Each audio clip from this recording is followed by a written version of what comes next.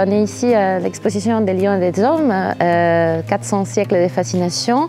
C'est une exposition qui part de la préhistoire et qui explore la fascination que l'homme a eue pour les grands félins tout au long de l'histoire. Donc, c'est la grotte Chauvet dont on est ici, la grotte Chauvet 2, qui a inspiré cette démarche de questionner non seulement l'homme préhistorien, mais aussi les hommes d'autres cultures et d'autres latitudes aussi, à propos de la place symbolique très importante qui tient les grands félins pour l'homme. Donc c'est une histoire de lions, certes, mais aussi des tigres, des panthères qui nous ont accompagnés durant des décennies, des siècles, et qui une symbolique très spéciale pour l'homme.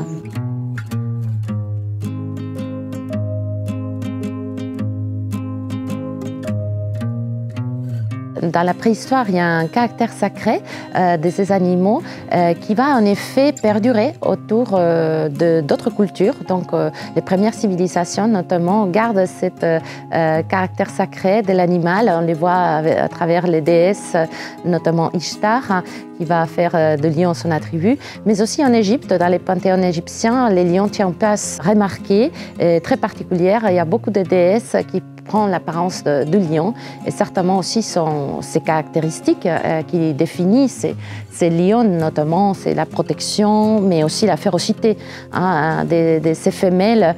Et donc les déesses vont prendre ces attributs des lions et donc vont perdurer dans ces registres sacrés. Ces caractères sacrés se retrouvent à nouveau en Asie, dans les peuples nomades des steppes, qui vont voir dans ces animaux, notamment dans la panthère et les tigres, des animaux sacrés, gardiens de l'ordre de la forêt, de la taïga, et encore en Amérique du Sud, avec les jaguars notamment, qui va être l'ancêtre mythique, s'élance. Donc on va rendre un culte particulier à cette figure. Il deviendra par la suite aussi emblème des pouvoirs en Afrique, mais toujours les grands félins, en tout cas, tiendront une place particulière dans les croyances de ces différentes cultures.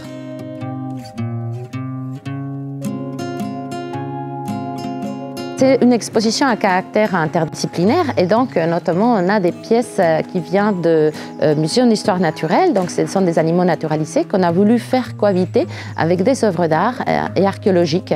Donc on a des pièces préhistoriques, très anciennes, d'il y a 40 000 ans, mais on a aussi des œuvres d'art des 3e millénaire, des 5e siècle avant Jésus-Christ. Ce sont des œuvres précieuses qui viennent des meilleures collections européennes, notamment de musées nationaux de Berlin et aussi des musées de Paris, notamment je pense au musée Guimet, au Muséum d'histoire naturelle comme je dis, et aussi collection de Quai Branly, entre autres grands musées parisiens qui nous ont fait donc les grands cadeaux de nous prêter ces pièces pour pouvoir faire cette exposition.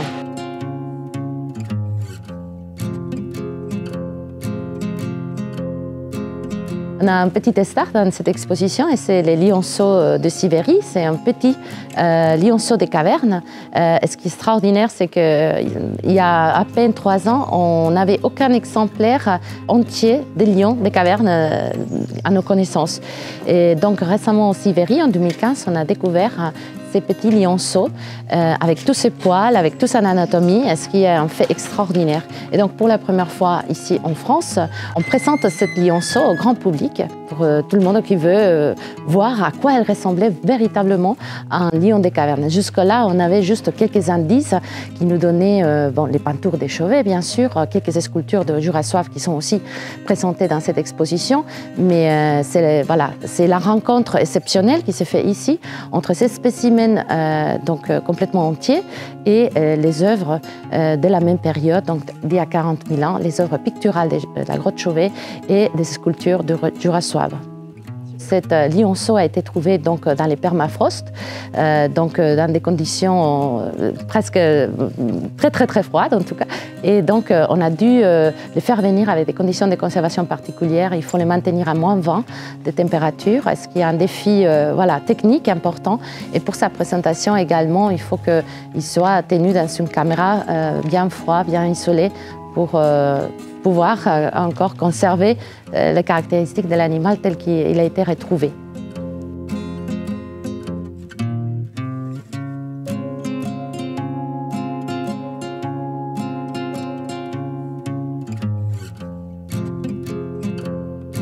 Dans presque toutes les cultures qu'on aborde dans cette exposition, on voit une liaison très importante entre la nature et la culture, entre la nature et l'homme. C'est un système de pensée qui est complètement différent de notre pensée occidentale moderne, où la nature et la culture sont complètement différenciées. Et cette supériorité de l'homme sur l'animal est la règle de notre pensée actuelle. Et elle a été pour le monde occidental, mais n'est pas du tout une règle universelle. Et on les voit dans les cultures notamment de civilisations andines, mais civilisations mésoaméricaines, mais aussi dans les civilisations de peuples plus modernes, comme c'est le cas des peuples amazoniens. Ils ont une structure de pensée où l'animalité n'est pas la caractéristique commune qui unit les animaux et les hommes, mais c'est plutôt l'humanité. Donc, c'est-à-dire il n'y a pas de différence véritable entre les hommes et les animaux. Et c'est un point de vue très intéressant qu'on montre ici, non seulement pour ces peuples, mais aussi les peuples nomades, les peuples des steppes, pour faire face aujourd'hui à la menace actuelle qui pèse sur ces animaux. Ça sera bien de se rappeler ces autres pensées qu'on devrait peut-être adopter.